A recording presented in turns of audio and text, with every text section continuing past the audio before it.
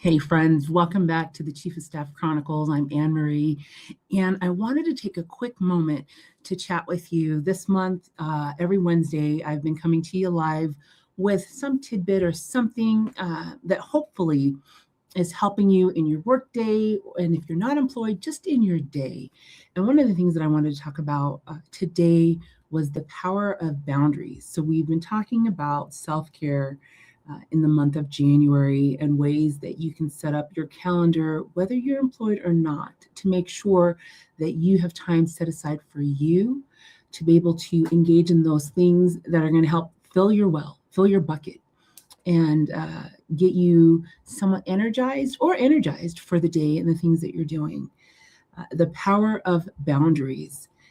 A couple of things that I wanted to share with you on how I make sure that I have boundaries in my life and cause you to think about how you can have boundaries for yourself. I am lucky that in my home, I actually have an office. Not everybody has an office. Some of us are working off of our kitchen table. We might have a desk in our room. Whatever that looks like, for me, one of the ways that I create boundaries is when I'm done with my workday, I leave my office and I close the door. And I try to make sure that I don't need to go back into the office. Some of us have emails on our phone. The way that you can continue to create those boundaries is to turn off notifications. If you have your work emails on your phone, I do not have work emails on my phone. And so I want to be very intentional about the time that I'm spending at home with my family, with my friends, and making sure that I'm able to focus on those things that I need to. That's been something that's been super important to me. And so ask yourself, what are the ways that you can formulate a boundary when you are done working? So you're not working 9, 10, 11 o'clock, midnight. Now, we do have those instances where you've got something that you've got to focus on, but that needs to be the exception, not the norm. And if you find that that's the norm, you need to ask yourself why.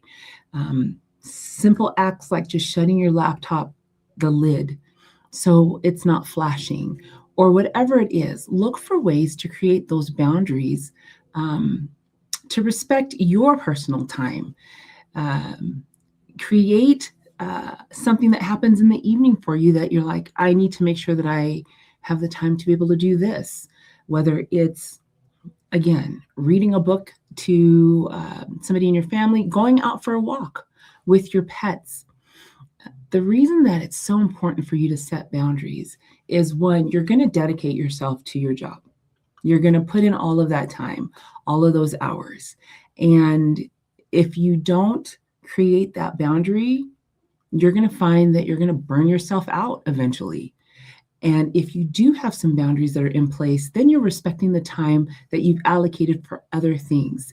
And it helps with some of that balance. It's not always perfect. It's never going to be perfect, but it's going to come close to at least giving you the opportunity to breathe and focus on other things in your life. If you're struggling with creating those boundaries, if you need some help, reach out to me. One of the things that I love doing is working with people who are strategic operators, who are chief of staffs or aspiring chief of staffs, because we end up working with a variety of individuals and they demand so much of us. And it could be easy to give all of yourself and have nothing left at the end of the day.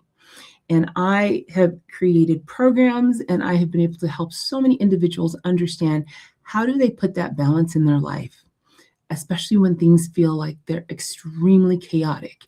And for a chief of staff, some of us have to live in that chaos. Some of us thrive in that chaos because everything is coming at us and we need to put some organization behind it. So connect with me. If you look at my page, I've got a book an appointment button up top. Go ahead and book some time and let's talk about what's next for you and how do you create those boundaries, whether you're employed or if you're looking for a job. How do you make sure that you set yourself up to have the boundaries in place before you start working? My name is Anne Marie. I'm the Chief of Staff Architect, and these are my chronicles. I hope you found this little bit of information helpful. Check out me next week because it's every Wednesday. that I'll be coming to you live with some tidbit that hopefully will help you in your day, and have a wonderful rest of your day.